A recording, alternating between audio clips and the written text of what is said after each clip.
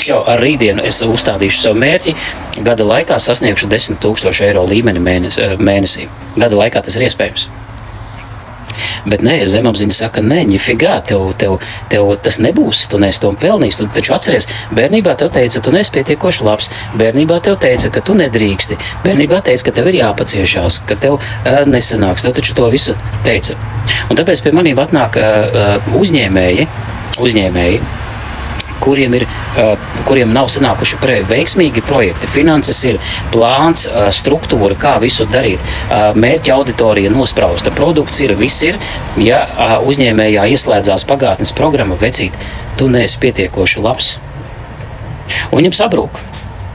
Neapzināts cilvēks pateikts valdība, vainīgs, sūdīgs produkts, daudz dažādas kaut kādas atrunas, partneris uzmeta, pirktspēja nav, dārdzība, karš, lietus gāzes. Neapzināts cilvēks to tā novēls vainu vienmēr uz kaut ko citu, viņš izpludinās. Tātad to atbildību viņš aizpludinās no sevīm projām. Labvakar. Bet apzināts cilvēks sāk saprast, brīn, tas taču viss ir manī. Pilnīgi viss ir manī. Es taču pats skatos katru rītu spogulī uz savu šito te nenoskūto purnu un saprotu, ka pie pilnīgi visām situācijām, attiecībām un finansēm es esmu pats vainīgs. Jo mani katru dienu pieņem tie lēmumi, kurus es personīgi pieņemu, apzināti vai neapzināti, nav starpība, atveduši šodien šajā situācijā, kurā, piemēram, man jāpiedzīvo personīgas kaut kādas negācijas. Un līdz ar to mums šī vide piedāvā kā uz paplātes arī veidus, kā jūs varat apkalpot savas traumas. Ja? Mūsu peļķe ezotērika, kurā var joprojām plunčāties. Ezotēriskie, es viņus saucu par ezotēriskajiem bomžiem, kuri plunčājās astroloģijā, taroloģijā, numeroloģijā un tā tālāk un tā joprojām. Kāpēc bomži? Tāpēc, kad viņiem parasti nav naudas, jo viņi nosoda visu. Viņiem grūtības ir komunicēt ar apkārtējo sabiedrību, jo viņi mūk no apkārtējās sabiedrības. Viņi mūk no iespējas radīt savu vērtību. Līdz ar to, kamēr tas ir populāri, pagaidām uz šo brīdi tas viss ir populāri, tas viss ir forši, tas viss ir forši. Paies gadi 10, un es būšu šo attīstījis tik tālu to izpratni, ka tas vienkārši ir nekur neved, nekur. Tāpēc, kad neviens bagāts cilvēks nekad mūžā neņem un nededzina čekus attiecīgajos datumos. Viņš neliek sarkanajos makos zviņas, viņš neskrien pāri tur kaķiem kaut kur apkārt, lai melns kaķis vai kaut kas tāds. Viņš nekrāja amuletus savā mājā, viņš ar to nenodarbojas. Tāpēc, kad bagātiem cilvēkiem viņi saprot, kad mana doma, ja, mani lēmumi, ja, atvedīs cēloņu seku sakrības pie tāda un tāda rezultāta. Tātad cilvēki, kuri saka, jebkurā gadījumā man paveicās, tas ir tieši tas pats, kad es nejūtu, kad es būtu to pelnījis. Lai es varētu apkārtējiem attaisnot, kad es esmu to pelnījis, es pasaku, kad man paveicās.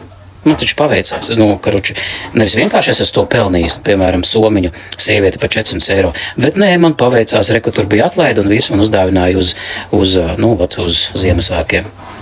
Un tā rezultātā. Ok, tā, bankas astrologs dedzina čekus un ir bagāts.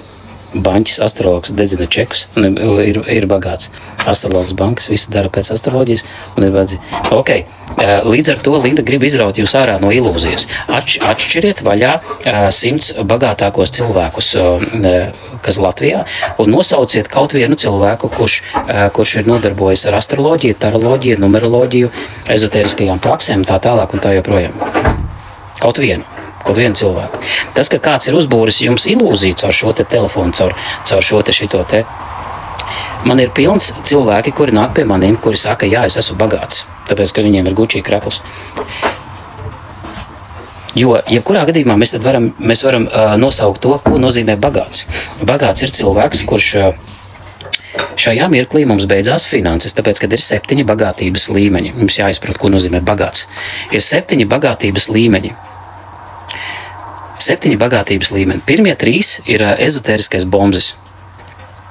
Tātad pirmajā vietā pirmais nabadzības slieksnis, pirmie 3 nabadzības slieksnis. Pirmie 3, kur cilvēks visu laiku problēmās, viņu visu laiku trūks nauda. Viņš ir atkarīgs no tā darba. Otrais, viņam iet labāk, Bet viņš joprojām, viņam nav nekāds spilvens, bet viņš joprojām ir atkarīgs no darba. Trešajā vietā viņam jau iet labāk, viņš var, ja beidzās darbs, viņam sākās stress, jāmeklē ātri vietā. Tie 3 nabadzības līmeņi. 3. 4. vietā ir cilvēks, kurš var beigt darbu un nestresojot 3 mēnešus bez darba pavadīt. 5. vietā 6 mēnešus dzīvot bez darba. Un 6. vietā cilvēks var mierīgi 2 gadus dzīvot bez darba, nestresojot. Viņam pietiekoši liels spilvens. 7. vietā cilvēks, kurš dzīvo pārpilnībā, viņam pilnīgi viss, viņš vairāk domā, kur to naudu varētu investēt, kur to naudu varētu iegrūst. Līdz ar to šī vide mums piedāvā iespēju apčakarēt, radīt jūsos ilūziju, jeb iehipnotizēt jūsos domu, ja? Kad vienmēr es esmu bagāts. Jūs, piemēram, tas cilvēks var parādīt, kādā mājā viņš dzīvo, ar kādu mašīnu brauc. Piemēram, man pilnīgi mierīgi var pateikt, šī lauku māja, ko es uzbūvēju 2 vai 3 gadi atpakaļ, pa kaut kādiem 250 tūkstoši, es uzbūvēju bez kredīta. Ja? Līdz ar to tas ir tā, to neviens neteiks, bet skaidrs tas, ka darītāji ir bailuļi. Darītāji ir bailuļi. Ir darītāji un ir bailuļi. Ok. Jā, tāpēc, kad ir 2 cilvēki, 2 veidi cilvēki, abi 2 baidās. Tikai vieni dara, otri nedara. Citi paliek savā tajā ezotēriskajā peļķē un turpina baidīties. Un meklē savā esošajā vidē pēc rezonances cilvēkus, ar ko viņiem viegli, ar ko mēs varam aiziet uz dieviešu apļiem, palasīt kaut kādu gudrnieku grāmatu, kas balstīta principā uz traumu bāzes. Un lejupielādēt sevī ilūziju, kad mēs esam baigie dievi ar kroni galvā staigājoši. Kāpēc es tā izsakos? Tāpēc, kad pie maniem nāk tādi cilvēki, kuriem jau ir dzīves salūzušas un kuri ir gatavi padoties un iziet ārā no šīs ezotēriskās peļķes. Viņa nekur cilvēku nevar aizvest. Jo, piemēram, ja jums jāsakrāmē ir malkas grēda, tad jūs strādniekam varat paprasīt, es tev samaksāšu 100 eiro par to, ka tu man sakrāmēsi malkas grēdu. Darbinieks dod jums garantiju, kad viņš samaksās, ka viņš sakārtos to malkas grēdu, ka viņš izdarīs to kvalitatīvi, ka viņš izdarīs to 1 dienas laikā, un tā rezultātā jūs viņam samaksāsiet 100 eiro. Būtībā jūs saņemat garantētu rezultātu par to, ko jūs samaksājat. Bet ar astroloģiju un šito ezotērisko peļķi ir savādāk. Jūs šito saņemat. Neko jūs nesaņemat. Tāpēc, kad jebkurā gadījumā jūs saņemat uz mirkli tādu kā rezonanci, tādu kā patīkamas sajūtas, vieglumu jūs uz mirkli saņemat. Tas tāpat kā 2 čaļi,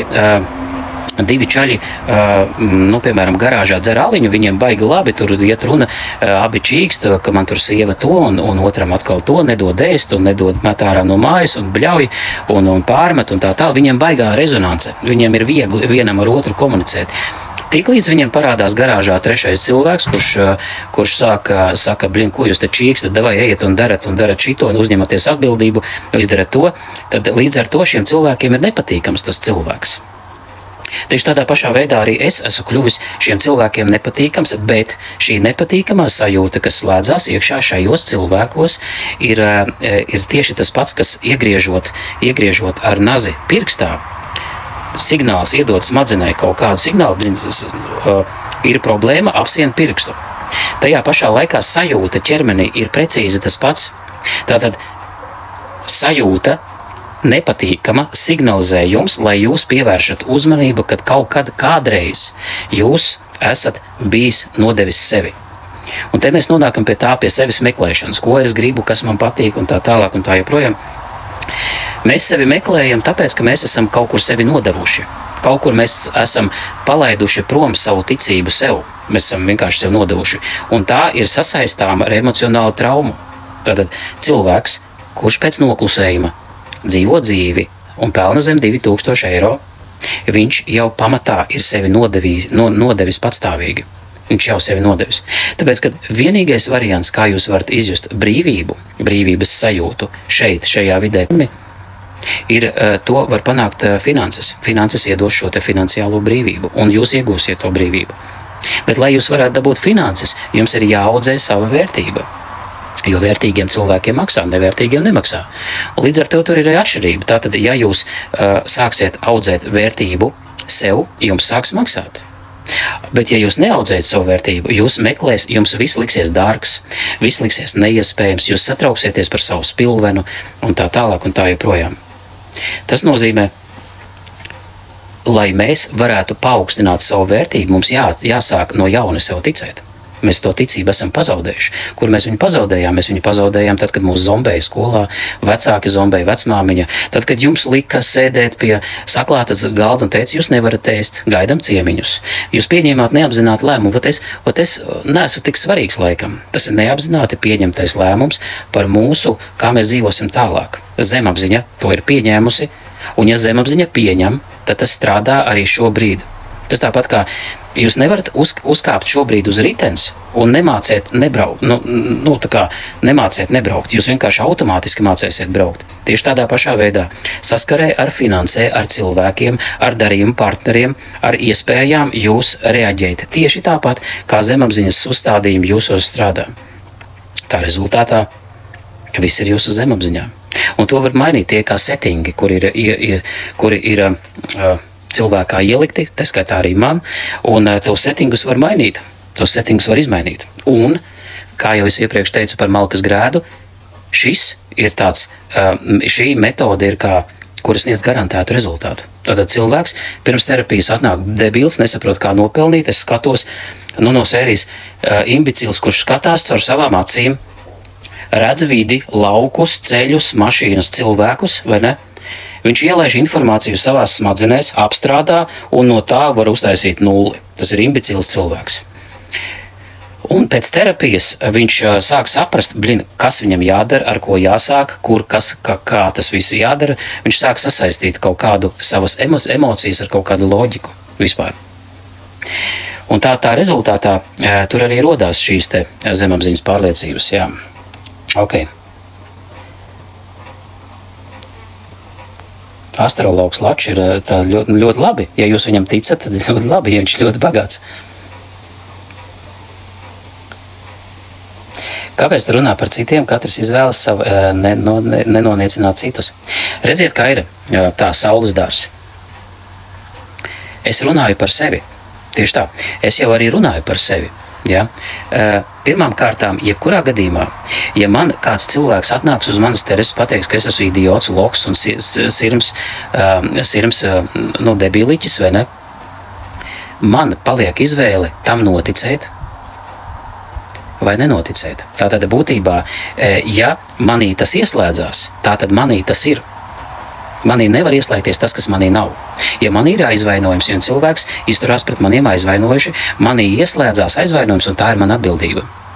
Jūs ejat no aspekta, kad es gribu glābt visus citus, glaudīt pa spalvai, kad tik neaizvainotu, kad tik kādu kaut ko neizdarītu. Saprotiet, jums jātiek vaļā no sava aizvainojuma. Vienkārši no sava aizvainojuma, no savas glābšanas, no žēlošanas un no šīm te visām sajūtām.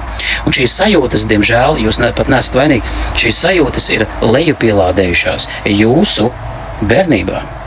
Tad jūs bērnībā ieguvāt destruktīvas sajūtas, kas nav jūs, kuras ir pielipušas un caur jums kaut kur strādā. Palīdz pieņemt lēmumus. Kādreiz, teiksim, kaut kādos baznīcu laikos to sauca par dēmoniem, tāpēc, kad sajūtai ir sava apziņa. Sajūta, kas ir mūsos, tātad prieks, bēdas, ieraušanās sevī, kauns, vainas sajūta, aizvainojums. Tās ir sajūtas, kuriem ir sava apziņa ar savu mērķi. Tātad viņām ir vienmēr bioloģiskais, mentālais mērķis, ja tā sajūtā, piemēram, aizvainojums. Ko dara aizvainojums? Aizvainojums ir, ar ko sirgs starp citu cilvēki, 70%. Viens cilvēks apbižo otru cilvēku, otrs cilvēks neatriebjas un paņem sevi aizvainojumu. Viņš ir aizvainots, un viņš caur to aizvainojumu prizmu tālāk komunicē ar tālākajiem partneriem, darba kolēģiem un tā tālāk. Un viņš ir tas, kas parasti sūdzās, rekā priekšnieks ar mani izrīkojās, rekā tas cilvēks pateica, rekā man tēvs izdarīja, viņš parasti sūdzās, viņš ir aizvainots, viņš ir bērna sajūtā, viņš ir bērns būtībā. Un te arī rodas atbilde, vai bērna stāvokli pieaugušā lielā var sastaistīt ar finansēm, ar biznesu. Tie ir divi dažādi puzlīši, kas neiet vienkārši kopā. Vienkārši neiet kopā. Man ir bijis aizvainojums. Es zinu, kā tas ir. Līdz ar to, tad, kad es esmu aizvainots, es nespēju risināt konfliktus. Es nevaru pateikt, ko es īstenībā gribu. Man slēdzās iekšā tas aizvainotais bērns. Bet, kad jūs atbrīvojaties no šī aizvainojuma, tad jūs varat mierīgi pateikt pilnīgi visu, ko jūs gribat, kā racionāli atrisināt situāciju, racionāli iziet konfliktu, tā, lai tev ir labi un otram labi. Ja? Dabūt pašu labāko variantu. Tāpēc, es runāju tikai un vienīgi par sevi, par savu pieredzi un par saviem klientiem, kuri man jau ir bijuši vairāk kā, jau 500 sesijas man ir bijušas, jā. Tāpēc man ir bāze, uz kuru pamatu es varu pastāstīt. Man ir reāli 500 vairāk klientu. Jā. Kur viens aizvainotais bumbieris, dalbīts, tu esi drīzāk super, ļoti labi. Cilvēkiem nepatīk tas, ko es stāstu, tāpēc, kad es izceļu viņos nepatīkamu sajūtu. Nepatīkamu sajūtu, kura, kā lai saka, tā sajūta jau, tad, kad es pilnīgi ļoti labi saprotu, jo arī es kādreiz esmu no dusmām spļāvis ekrānā, kā tā var runāt, ko un kā, un lielīties un baigais uzpūstais un lielīgs. Bet saprotiet, mans mērķis, lai jūs būtu laimīgi, bagāti un priecīgi. Tā rezultātā man nekas cits neatliek, kā spoguļot jūsos nepatīkamo sajūtu, kur ir jūsos, un kura tur pie jums jūsu kaut kādā nabadzībā. Tāpēc, kad ir santehniķi, kuri par vienu to pašu darbu ņem 1000 eiro, un ir santehniķi, kuri ņem pat 3000 eiro. Kur ir atšķirība? Viens un tas pats darbs. Un abiem diviem ir darbs. Es tiešām zinu, tāpēc, ka es 12 gadus esmu bijis celtniecības sfērā. Es tiešām to zinu. Arī jumiķi. Ir lētie jumiķi, ir dārgie jumiķi. Abiem diviem ir darbs tā, ka šitā. Kur ir atšķirība? Jūs esat aizdomājušies, kur ir atšķirība? Atšķirība ļoti vienkārši. Citi ir mazāk zombēti bērnībā, noniecināti, pazemināti, un citi ir vairāk pazemināti. Tātad citi mīl sevi vairāk un pieprasa no šīs vides attiecīgi tādu daudzumu, kā viņi sevi mīl. A citi saka, nē, es tik ļoti sevi es labāk paņemšu kredītu, es tā drošāk jūtos. Ja?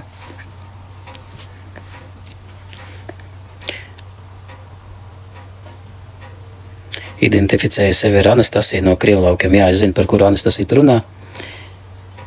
Jā, ļoti labi, ja es apniku klausieties, ļoti labi. Variet tālāk paklausīties, ko taro kārtas, lai izliek. Cik maksā viena sesija pie jums? Man ir programmas, man nav sesijas, un pirms tam jāiet uz konsultāciju, kur ir bezmaksas pirms tam, bet tagad ir jāskatās, kad vispār ir iespējams pie maniem tikt. Jo mums ir paralēla skola, kurā mēs apmācam terapeitus dot saviem klientiem rezultātus. Pie mums mācās cilvēki, kuri ir pabeiguši augstāko psiholoģiju un sapratuši, ka nespēj saviem klientiem sniegt rezultātu, viņiem trūkst. Jā, viņi nāk pie mums iegūt šīs zināšanas. Dāci, pateicos. Man rīktīgi patīk, jūs esat gudrs, paldies. Pa 3000 darīs visu, ko gribētu, dod man darbu. Ok. Tas nozīmē to. Tātad, ko sajūtas dara mūsu dzīvē? Sajūtas, jā. Kā jūs zināt, ir tā, kad tad, kad mēs sākam iedziļināties tematikā, kas ir tas, kas skatās, ja? Kas ir tas, kas skatās caur mūsu acīm, kas tas tāds ir? Kas ir tas, kas klausās, ienāk skaņa iekšā, kas uztver un apstrādā? Tad mēs nonākam pie tā, ka tas ir kaut kāds smalkais plāns, tā ir zemapziņa, citi sauc to par kaut kādiem, tātad tā ir tā zemapziņa, kas joprojām nav atpazīts, joprojām nav pateikts, tāpēc, ka smadzenes tādas smadzeņu šūna kā tāda viņa nevairojas. Viņa vienkārši ir tik daudz, kā viņa piedzimst, viņa nevairojas. Tātad ir kaut kāds augstākais, kas vada vai kontrolē mūs. Tā ir mūsu zemapziņa. Augstākais es, vienalga, kā to nosaukt. Bet katrā ziņā, tad, kad mēs piedzimstam, mēs piedzimstam ar tādu lielu enerģijas bumbu, kur nāk komplektā ar to brīdi, kad mēs piedzimstam. Tajā brīdī šī lielā enerģijas bumba ir dota priekš tā, lai tur varētu saglabāt automatizētās darbības. Piemēram, jūs mācaties runāt, runājot un atkārtojot, šī automatizētā darbība paliek zemapziņā. Piemēram, jūs sākat staigāt, iemācaties staigāt, likt kājiņas, iet uz priekšu. Šī automatizētā darbība paliek mūsu zemapziņā. Mums nav šodien un tagad jādomā, kā runāt, kā staigāt, kā uzvesties. Mums tas ir zemapziņā fails. Zemapziņā fails var palikties tikai un vienīgi tad, kad mēs atkārtojam šīs darbības. Tāpēc, kad mēs nevaram ar apzināto prātu īso domāšanu, mēs nevaram neko izdarīt. Mēs varam fokusēties vienlaicīgi tikai uz vienu lietu kvalitatīvu. Jūs nevarat cept tostermaizi un braukt pie stūres. Jūs varat tikai vienu kvalitatīvu lietu darīt. Un tā rezultāta mūsu racionālais prāts nespēja atcerēties ilgāk par 2 nedēļām. Jūs jau neatceraties, ko jūs ēdāt 3 nedēļas apakaļ pusdienās, trešdien. Jūs neatceraties to. Bet zemapziņa visu atcerās. Zemapziņa saprot, kas jums garšo. Zemapziņa saprot, kad jums ir nepieciešami, piemēram, saldumi, tāpēc, ka caur saldumiem jūs ieguvāt kaut kādu mīlestību un prieku bērnībā. Zemapziņa saprot, kad no dusmīgiem cilvēkiem ir jāizvairās, tāpēc, ka bērnībā ir bijusi situācija, kur kāds no vecākiem ir dusmīgs, patstāvīgi, regulāri. Zemapziņa var saprast to, kad ir jākontrolē, sievietēm ir jākontrolē vīrietis, vide, savi bērni, jo savādāk viņa vienkārši nevarēs eksistēt. Un tā ir bijusi automatizēta darbība, kura ir sākusies zemapziņā. Un, lai izdziedētu šo te, mums ir jāatgriežās tajā zemapziņā un jāizmaina pirmais pieņemtais lēmums. Ir iespējams updētot bērnības zemapziņas failu, vai tie paliek uz mūžu. Jā, tieši tas ir tas, ko mēs darām. Kāpēc tas ir vienkārši? Zemapziņā ir tāda lieta, ka zemapziņā nav laiks. Tas, kas ir sācies strādāt, tas strādā visu laiku. Līdz brīdim, kad šī pārliecība tiek samainīta. Zemapziņai ļoti svarīgi bērnībā meklēt atzinību. Kāpēc? Tāpēc, ka zemapziņai ir uzstelētas, cilvēks sauc to par mīlestību. Elementāri bērns piedzimst, viņš zina, ka no 0 līdz 7, 8 gadiem viņš nespēs par sevi parūpēties. Viņš to zina, saprot, zemapziņā tas fails ir ielikts. Tā rezultātā zemapziņā saprot, ka mēs esam atkarīgi. Tātad mamma, tētis, ome vai kaut kas, mums jābūt atkarīgiem. Tik līdz mēs jūtam, redzam, kad ir kaut kāda bīstama situācija. Tēvs nomirst, tēvs aiziet no mājas, mamma ir piedzērusies, mamma nepievērš uzmanību, mamma uz mani bļauj, tēvs noliedz un tā tālāk daudz dažādi varianti. Mūsu zemapziņā sākās stress. Jo šis stress ir saistīts priekš zemapziņas ar to, ka mēs varam nomirt. Pa mums nebūs, kas parūpējās. Tā rezultātā zemapziņa sāk transformēties. Viņa sāk pielāgoties būt tāda, lai viņa maksimāli izkalpoto šo uzmanību no tiem cilvēkiem, kuri par mums rūpējās. Tātad citi sāk smagi strādāt, citi uzņemās atbildību, piemēram, arī kā mazi bērni sāk uzņemās atbildību par savu vecāku strīdiem, ķīviņiem, par mazāko brāli, mazāko māsu un daudz dažādiem variantiem. Uzņemās lieku atbildību, ko bērns nespēja izpildīt. Man ir reāli klienti, kuri visu mūžu cenšas kaut ko pierādīt, meklēt atzinību, ja? Bet realitātā to visi nesaņem. Jā, es strādāju attālināti, jā. Šobrīd man pielāgots viss, lai ir attālināti, lai attālināti dotu cilvēkiem rezultātu. Sveiki, katrs piedzimst ar savu programmu, bet ietekmē ar NLP bērndārzos un skolos. Jā, principā, virspusē jā, bet mēs tagad braucam dziļāk pirms par pirmo pieņemto lēmumu. Par pirmo pieņemto lēmumu. NLP ļoti laba tehnika, ko mēs pielietojam arī zemapziņas terapijās, ja? Un tāpēc viņa ir ļoti labi, jā, tieši tā, viņa ir ļoti labi. Tad pie jums var vai nevar to terapiju iziet. Vārt iziet terapiju, tikai pirms tam jāatnāk uz zemapziņas, uz pirmareizējo bezmaksas konsultāciju. Jāskatās, kad būs iespēja pie mums pievienoties, tāpēc, kad mums ir kurs, un plus vēl ir vasara, un plus, jāskatās, kad man ir iespēja. Lūk, tā, un būtībā lielākie sasniegumi, piemēram, manu klientu lielākie sasniegumi.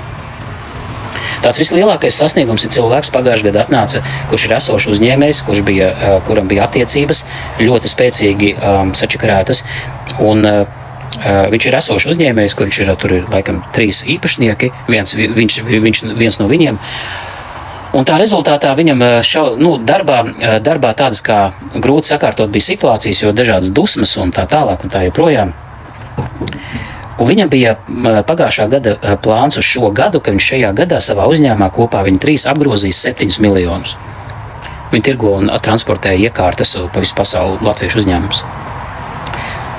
Mēs izstrādājām viņa sajūtas. Tā rezultātā viņš daudz vienkāršāk spēja sakārtot lietas ar darbiniekiem, vienkārši īzī. Viņam sakārtojās attiecības, esošās attiecības viņš varēja veiksmīgi noslēgt. Un parādījās jaunas attiecības, un tā rezultātā šajā gadā viņš, pateicoties visai tai transformācijai, jau ir apgrozījis 10 miljonus. Tik ļoti ietekmē jūs, jo jūs esat galvenais mehānisms jūsu dzīvē, kā jūs domājat, kā jūs jūtaties, kā jūs ejat pa dzīvi. Tas viss ietekmē kādus rezultātus. Vienkārši jūs katru rītu pamožaties un slīdat pa to ikdienu tieši tāpat, kā vakar to dariet. Terapija rauj ārā no šitā visa. Tāpēc, kad pirmais ir doma, pēc tam ir lēmums. Doma, lēmums, realizācija, ja, un atkal emocija. Doma, lēmums, realizācija, emocija. Un jūs tā kā programma iet par riņķi, tā kā lejerkasta, viņi iet par riņķi. Brauc par riņķi un viens un tas pats finansiālais līmenis, vienas un tās pašas problēmas. Tikai mainās, tikai jūs kļūstat vecāki un tikai vienas un tās pašas situācijas. Kāda starpība? Pirmais priekšnieks, otrais, trešais, piektais priekšnieks. Visu laiku viens un tas pats. Tā ir programma. Programma, kura strādā. Viņai ir robeža, kurā viņa var strādāt, bet viņa vada jūsu dzīvi. Jūs domājat, ka jūs vadat jūsu dzīvi? Pasakiet, ko jūs īstenībā šodien paši varat izdarīt? Ko jūs reāli varat izdarīt? Jūs nevarat pat tikt galā ar savām programmām. Neviens to nespēja izdarīt. Neviens to nevar izdarīt.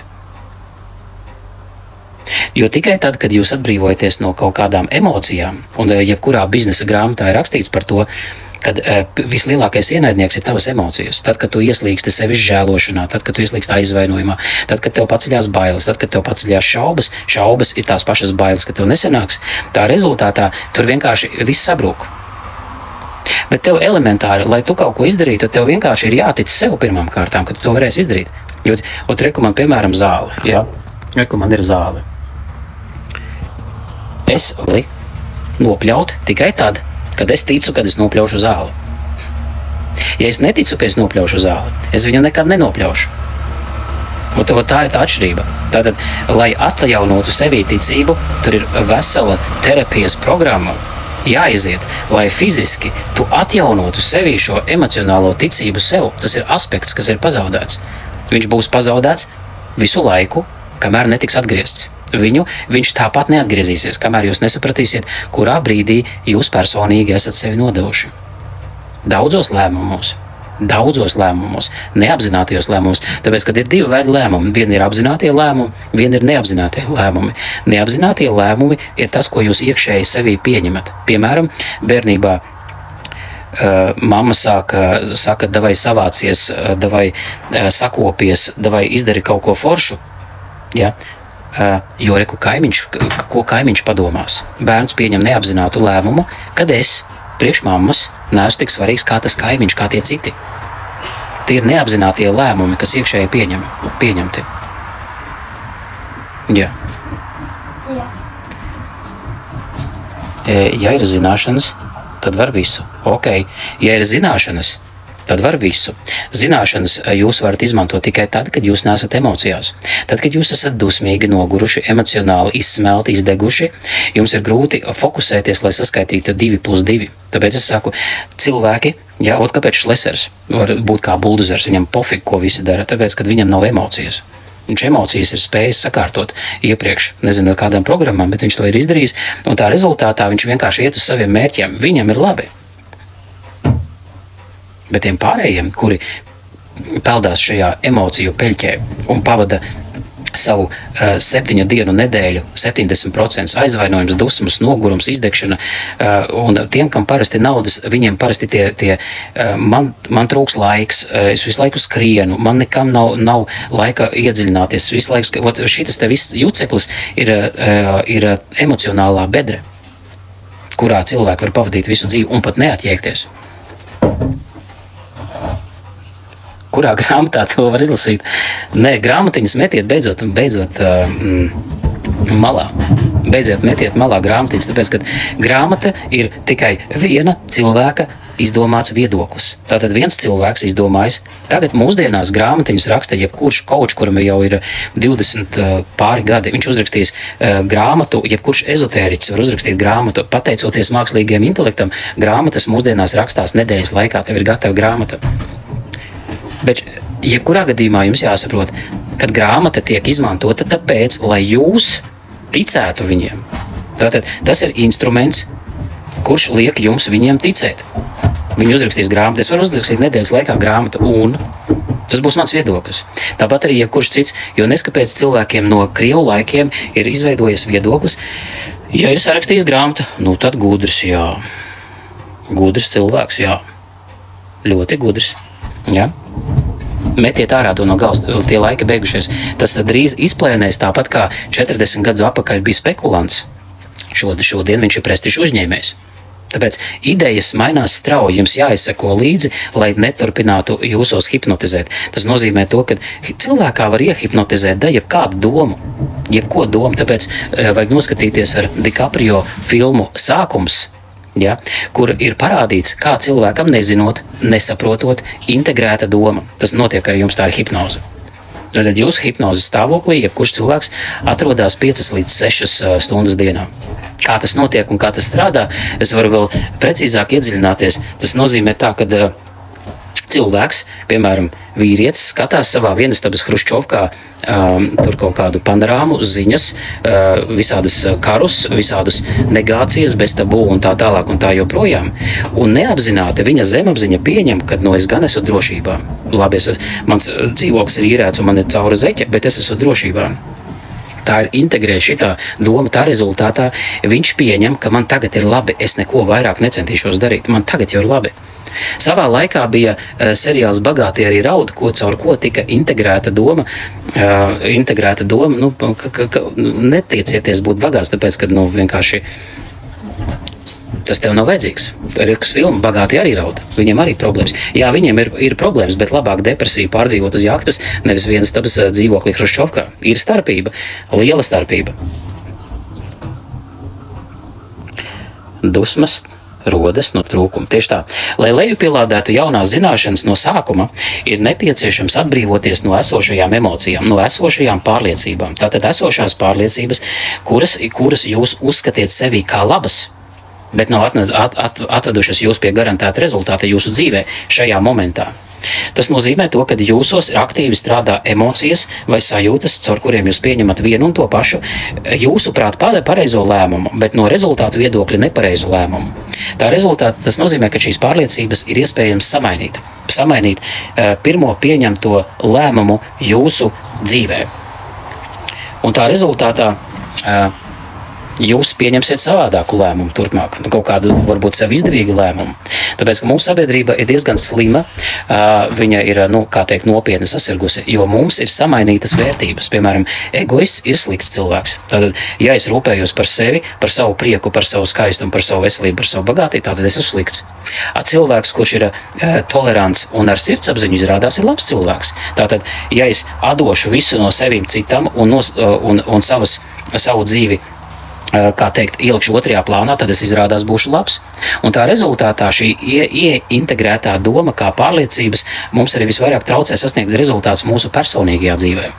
Jūsu vienīgā atbildība ir sasniegt rezultātus jūsu iekšēji personīgajā dzīvē. Tātad, lai jūs būtu laimīgi, bagāti, veseli un priecīgi. Tās ir 4 aspekti, kurus jums skolā nemācīja. Jums mācīja, kā būt noderīgiem citiem, priekš citiem, lai tu būtu labs darbinieks, lai tu ēstu 3 reizes dienā, lai tu varētu kaut ko vēl tur izdarīt. Bet neviens nepalīdzēja jums saprast, kā nokļūt pie šīm lietām. Un te ir integrētas pārliecības, kuras ļoti aktīvi strādā, viņas tiek ģimenēs uzturētas, viens otrā uztur šos aspektus. Un cilvēki ik pa laikam sajūt, kad viņi gribētu kaut ko mainīt, bet ienāk bailes, kā tad es to izdarīšu, ko man teiks draugi, ko man teiks mamma, ko man teiks vīrs, un tā tālāk, un šīs pārliecības joprojām strādā, un cilvēks ir ilūzijā, aizmidzis, un tā tālāk, un tā joprojām. Jāsaprot ļoti svarīga sakarība. Tā kā jūs sevi mīlat, tik daudz ir nauda jūsu kontā. Tik, tas ir precīzi. Ir cilvēki, kuri tik ļoti sevi nemīl, bet uzņēmēji viņi saņem to naudu fiksi jādod projām. Kaut kur iegulda betonā, iegulda kripto, iegulda vēl kaut kādās lietās, programmās vai ne. Kā tik nebūtu pie manis nauda, pie manis nedrīkst būt naudai. Es personīgi zinu tādus uzņēmējus, viņi nespēja priekš sevis tērēt. Grūti būt kaimiņam aizdot, vēl kādam jaunu mašīnu kaut kam nopirkt, kaut kādas riepas, kaut ko tā, bet sevī, savā izglītībā, savā izaugsmē, savā mindsetā ieguldīt ir ļoti grūti. Un reāli ir lomkas, lai ieguldītu sevī. Jā, tāpēc nelasu grāmatas, bet skatos informāciju internetā, jā. Jā, līdz ar to beigās ir vienā mirklī, redziet, kā ir, arī reliģija ir ezotērikā viņi sauc par egrigoru. Reliģija ir tā vienība, kas veda cilvēkus aiz rociņus, lai cilvēki kaut ko saprastu. Grāmatas arī ved, kamēr tu nesaproti, tikmēr tu lasi grāmatas. Kad tu sāc saprast, tajā mirklī tu vienkārši sāc skatīties pēc savas dzīves, pēc saviem rezultātiem, ko tev bail, ko tev nav bail. Un tā rezultātā ir pienāk viens mirklis, kad tev jau vairs neprasās lasīt, uzņemt savā pasaulē jaunu kaut kādu informāciju. Jo ļoti daudzu informāciju var uzlasīt no tā, kad, piemēram, man blakām rekot,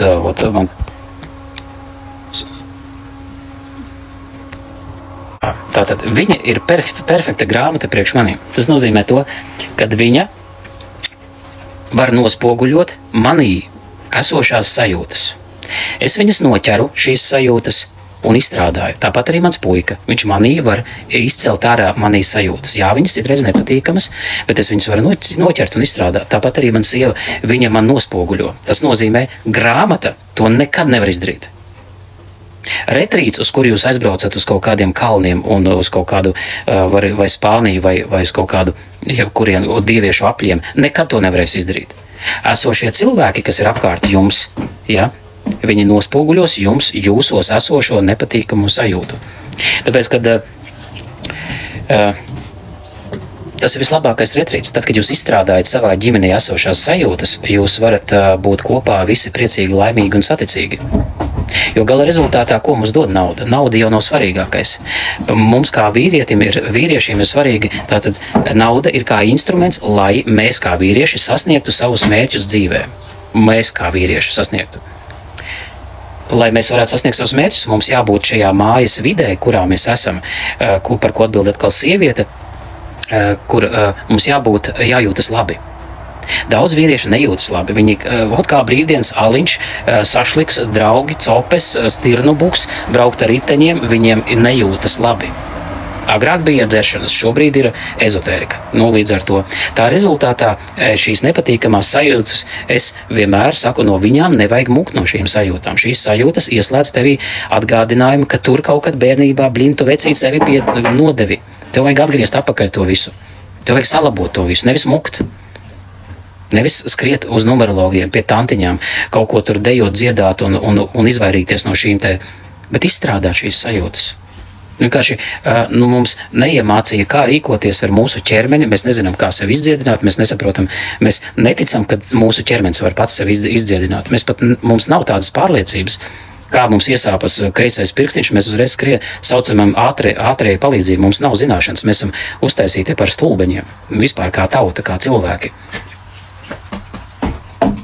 Ok, grāmata ir citu pieredze.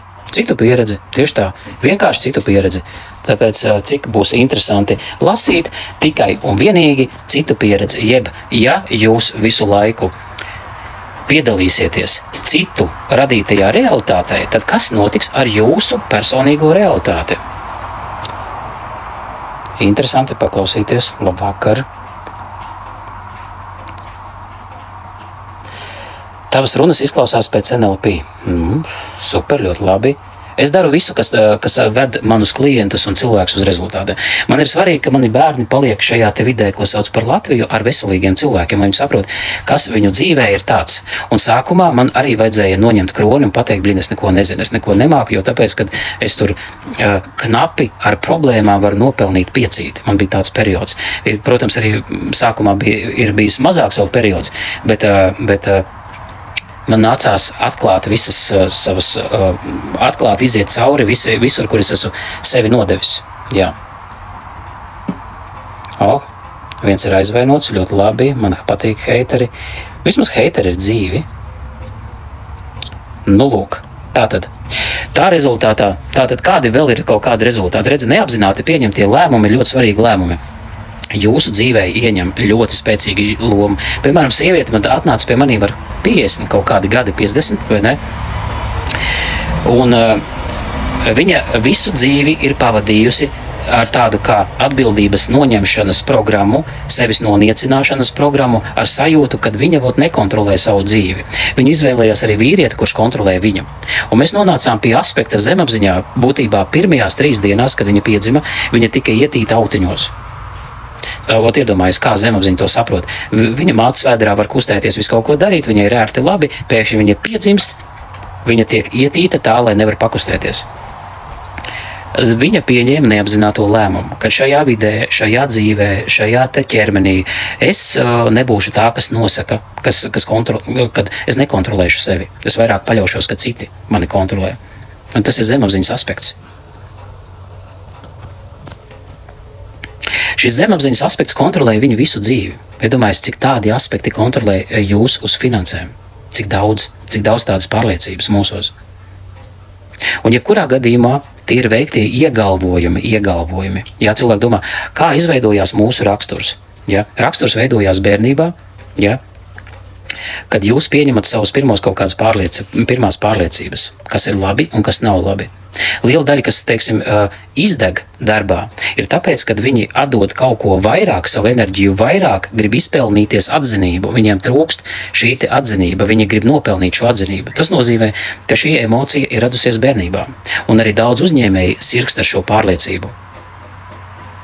Un tā rezultātā, lai reāli izmainītu dzīvi un kaifotu par savu dzīvi, tā kā mani klienti, mani studenti, tad ir jāizmaina pārliecības. Pats to nevar izdarīt. Neviens nevar pats to izdarīt. Tāpēc arī ir pārsvarā parastie ezotēriskie bomži, viņi ir bez naudas. Nu labi, varbūt kādam ir vairāk, kurš ir sadūšojies uzrakstīt grāmatas, bet tāpat viņš ir bombzis. Bet viņi nevar sev palīdzēt. Viņiem tāpat ir pavērojot viņu attiecības, pavērojot viņu finanses, pavērojot viņu attiecības ar citiem cilvēkiem, un jūs sapratīsiet, par ko es runāju. Raksturs veidojas no vides, kurā dzīvojas. Jā, no vides, kurā mēs dzīvojam, jā, nevis veido vide, bet jūs pieņemat lēmumu iekšējo. Piemēram, jūs dzīvojat vidē, kur jums, nu, piemēram, bērns grib PlayStation 5. Vecāki saka, tev nebūs PlayStation 5, tāpēc, kad mēs neatzīstam šitos te visus, mēs negribam, lai tev tas ir. Viņam ļoti gribās visiem draugiem, kaut kādiem svarīgiem ir PlayStation 5. Viņš pieņem neapzināto, viņš personīgi. Nevis vide to pieņem, bet cilvēks, šis bērns pieņem neapzināto lēmumu. Ja man nav PlayStation 5, kas man tik ļoti patīk, tad visdrīzāk es saviem vecākiem neesmu pietiekoši svarīgs. Viņi nerespektē manas vēlmes un manas vajadzības. Un tā rezultātā bērns pieņem neapzināto lēmumu. Visu viņš ir pieņēmis. Un šis lēmums strādā arī dzīvē. Tad, kad viņš grib kaut ko nonākt pie tā, ka viņam kaut kas sev jānopērk, viņš sevi pats nobremzē vairāk. Viņš jau vairs to nedara. Viņš jau to vienkārši saka, nafig vajag. Viņš izdomā drīzāk atrunas. Priekš kam tur vajag? Priekš kam vajag jaunu mašīnu? Priekš kam vajag ceļojums? Priekš kam vispār vajag naudu? Var taču vienkārši ēst ķiršus, ēst ābolus, pārtikt no zemenēm un no sērijas būt kvalitatīvs ezotēriskais bombzis.